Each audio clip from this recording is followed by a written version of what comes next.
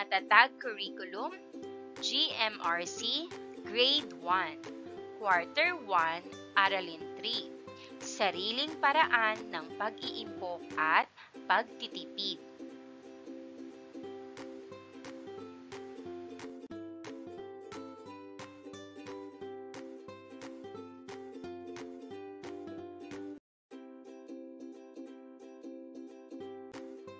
Magandang buhay mga bata! Kumusta? Handa na ba kayong matuto ng bagong aralin natin ngayong araw? Kung oo ang iyong sagot, simulan na natin. Ang ating paksa ay may kinalaman sa GMRC ng unang baitang. Ito ay tungkol sa sariling paraan ng pag-iimpok at pagtitipid. Muli, ako si Teacher Aika, ang inyong online teacher. Simulan na natin! Mga kasanayang pampagkatuto. Naipakikita ang pagiging matyaga sa pamamagitan ng palagi ang pagtatabi ng mga naipong pera sa alkansya o mga gamit sa lagayan. Una, natutukoy ang mga paraan ng pag-iimpok at pagtitipid ayon sa sariling kakayahan. Ikalawa, na isasaalang-alang ang sariling paraan ng pag-iimpok at pagtitipid na makatutulong upang matugunan ang kanyang pangangailangan. Ikatlo, na ilalapat ang mga paraan ng pag-iimpok at pagtitipid, halimbawa, pagtatabi ng pera o gamit sa paaralan.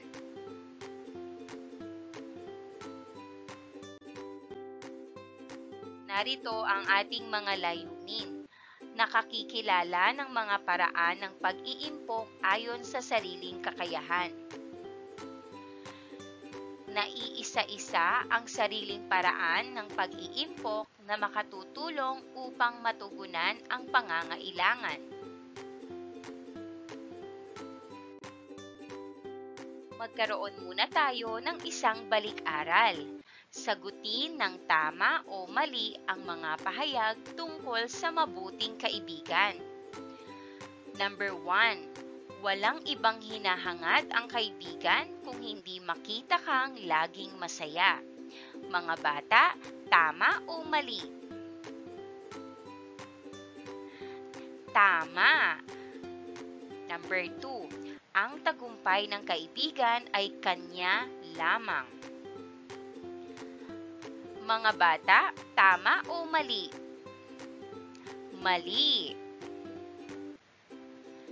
Number 3. Kapag may pangangailangan, kahit hindi mo sabihin, gagawa ng paraan ang pagkakaibigan para tulungan ka. Mga bata, tama o mali? Tama. Number 4, hindi maaaring puntahan sa bahay ang kaibigan kapag naroon ang mga magulang niya. Mga bata, tama o mali? Mali. Number 5, hindi mo alam kung paano sagutin ang homework mo sa math. Ang sabi ng kaibigan mo, kopyahin mo na lang yung sagot niya. Mga bata, tama o mali? Mali. Mahusay.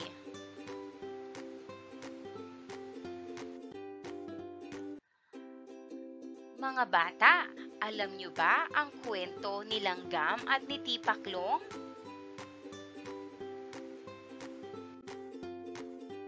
Ngayong araw ay tutunghayan natin ang isang kwento na may pamagat na Si Langgam at si Tipaklong. Handa ka na ba? Simulan natin! Bedtime Stories! Si Langgam at si Tipaklong.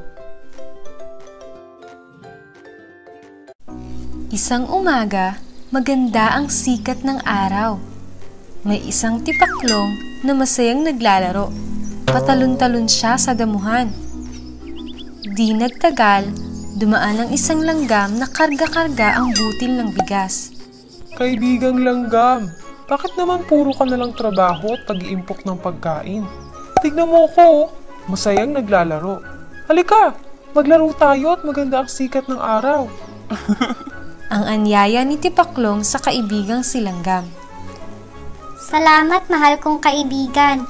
Ngunit marami pa akong hahakuting pagkain. Kailangan ko itong gawin upang may sapat akong pagkain pagdating ng ulan. Sa gayon, hindi ako gugutumin. Matagal pa yun. Tignan mo at napakaganda ng sikat ng araw. Kay sarap sumayaw. Halika na! Pamimilit ni Tipaklong. Yun na nga, maganda ang sikat ng araw. Kaya dapat tayong magtipon ng pagkain. At nagpatuloy ang langgam sa paglalakad. Naiwan ng Tipaklong na patuloy na naglalaro sa damuhan. Di nagtagal, dumating na ang tag-ulan. Hirap na hirap ang Tipaklong sa ulan dahil wala siyang matuluyan at wala rin siyang makain. Naisip niya ang kaibigang langgam. Marami itong tinipong pagkain. Isang gabi, nakarinig si Langgam ng marahang katok sa pintuan. Binuksan niya ang pinto. Ako'y nagugutom at giniginaw. Para mo ng awa. Kahit konting pagkain ako'y iyong bigyan. Ang pagsusumamo ni Tipaklong. Naawa ang langgam sa kaibigan at pinatuloy niya ito sa kanyang bahay. Humanga si Tipaklong sa dami ng pagkain na itabi ni Langgam. Salamat, kaibigan. Ngayon, alam ko na ang sinasabi mo na habang maganda ang panahon, dapat mag-imbak ng maraming pagkain. Hindi tulad ko na walang ginawa kundi maglaro sa panahon ng tag-araw. Ang wika ni Tipaklong. Huwag ka nang mag-alala. Marami akong pagkain. Heto, kumain ka. Ang mahalaga ay natuto ka na sa iyong pagkakamali. Ang may kababaang loob na sagot ni Langgam. Nahihiyang kumain si Tipaklong at masaya naman si Langgam sa nakikita niyang pagbabago ng kaibigan.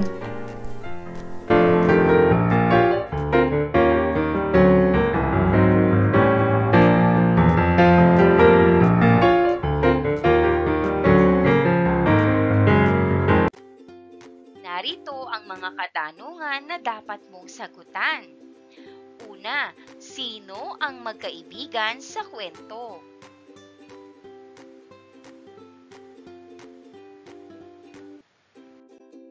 Ikalawa, bakit nag-iimbak ng pagkain si Langgam?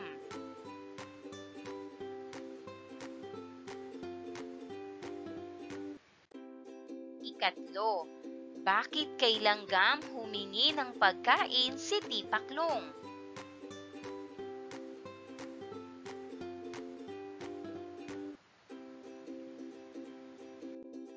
Ikaapat, tinulungan ba siya ng Langgam?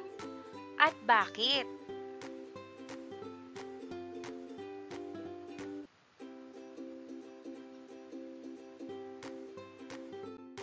Ikalima, ano-ano ang aral ng kwento?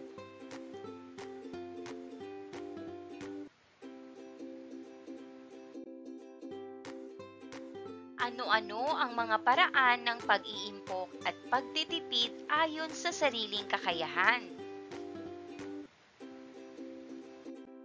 Ano nga ba ang pag-iimpok?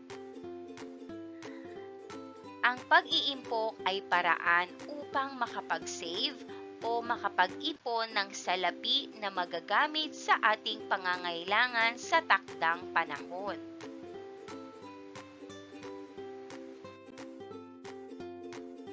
Ang pera ay pinagpapaguran upang kitain ito, kaya kailangan na gastusin ito ng tama upang wag mawala.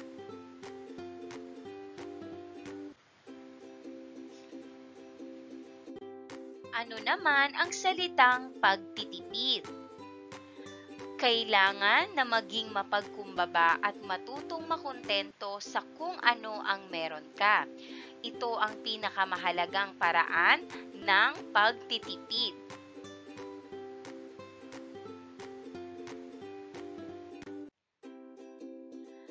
Ano ang gagawin mo kung may sobra kang baon? Ito ba ay itatabi mo o ibibili mo ng pagkain o ng gusto mong laruan? Maaari mo bang ibahagi ang iyong kasagutan sa klase?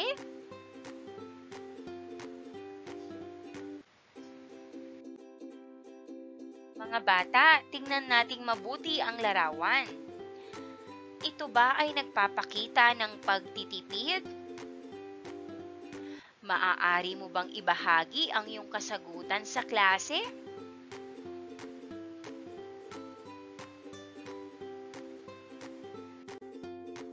Ngayon naman, awitin natin ang matutong mag-ipon. Handa ka na ba? Simulan na natin.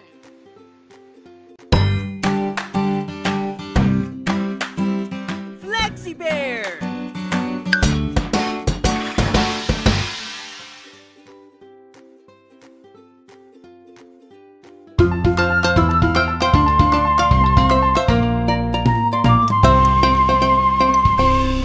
Halina tayo't mag-aral, gumising ng maaga at mag-ayos na. Huwag maging pasaway, makinig kay nanay at tatay. Matutong mag-ipon, matutong magtira sa iyong baon. Huwag bumili ng di importante, matutong mag-ipon.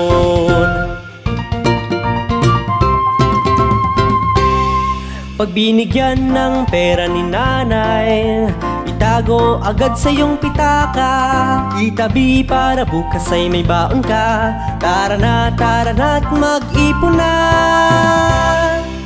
Matutong mag-ipon, huwag gumastos ng sobra. Itago ang iyong pera ng mabuti.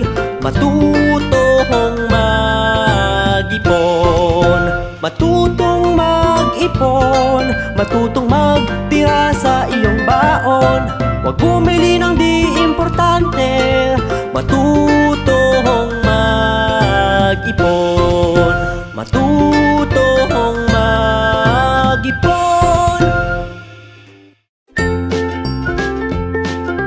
Mga bata, huwag kalimutan i-like ang video, mag-subscribe sa aming channel, at pindutin ang notification bell.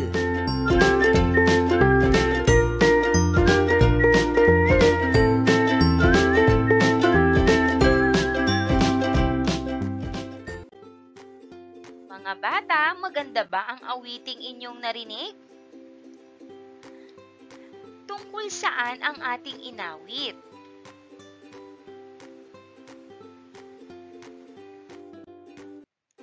Anong aral ang nakuha mo sa ating awit?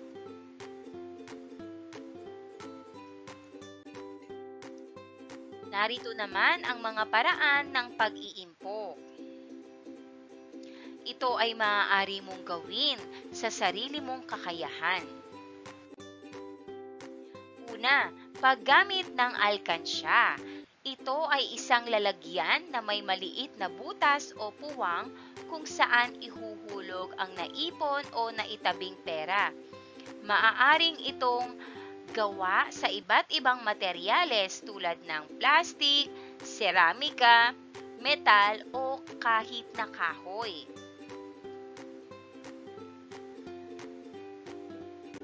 Ikalawa, pagtatabi ng bahagi ng baong pera. Kung may natatanggap na baong pera, maaaring magtabi ng bahagi nito at ihulog sa isang alkansya.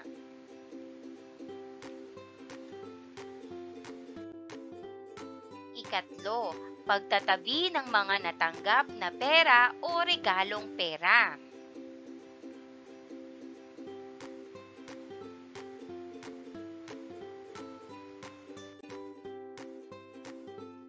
Ika-4, pagtatabi ng pera bilang gantimpala na natanggap mula sa mga paligsahan.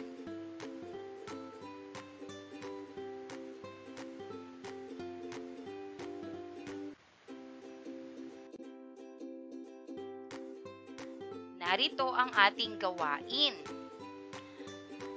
Panuto. Punan ng letra ang patlang ayon sa kahulugan na aking sasabihin. Isulat ang sagot sa iyong sagutang papel.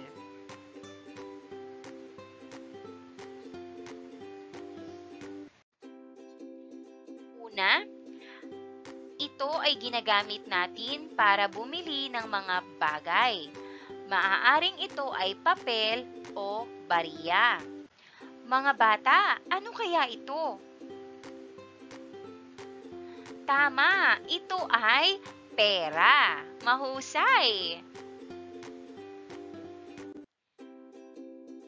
Ikalawa, ito ay nangangahulugang pag-iipon o pagtitipid ng pera, bagay o kahit anong material para magamit sa hinaharap. Mga bata, ano kaya ito? Tama! Ipon. Mahusay!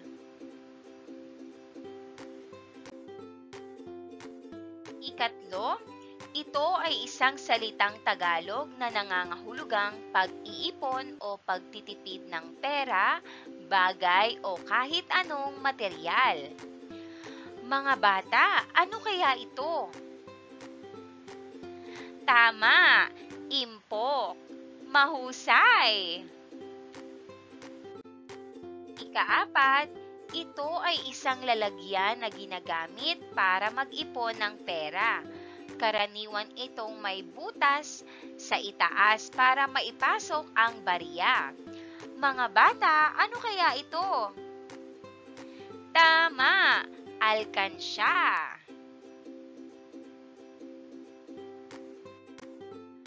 At ika-5, ito ay nangangahulugang hindi madaling sumuko at palaging nagsisikap kahit na mahirap. Mga bata, ano kaya ito? Tama! Matyaga! Ang galing ah! Narito ang isa pa nating gawain. Panuto. Gumuhit ng alkansya at isulat ang iyong pangako tungkol sa pag-iipon. Gawin ito sa iyong kwaderno.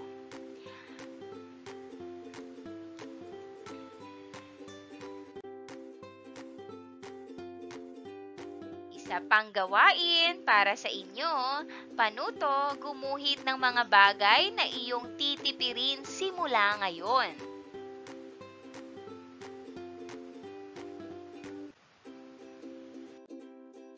At panghuling gawain, panuto, iguhit ang masayang muka kung ito ay nagsasaad ng pagtitipid at pag-iimpok at malungkot na muka naman kung hindi.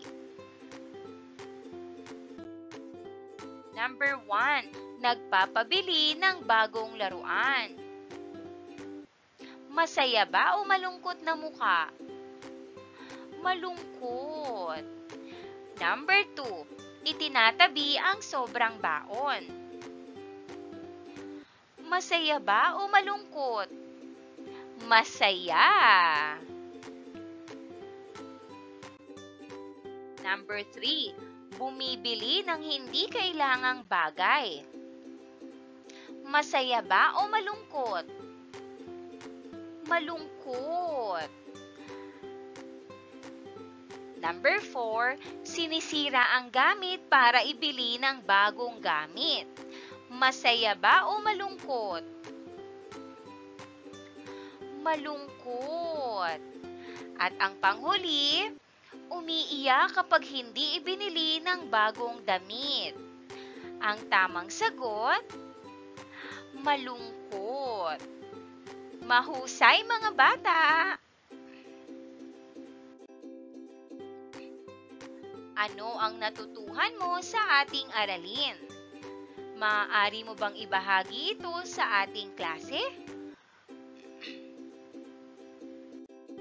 Mga bata, tatandaan na ang pera ay pinagpapaguran upang kitain ito. Kaya kailangan nagastusin ito ng tama upang huwag mawala.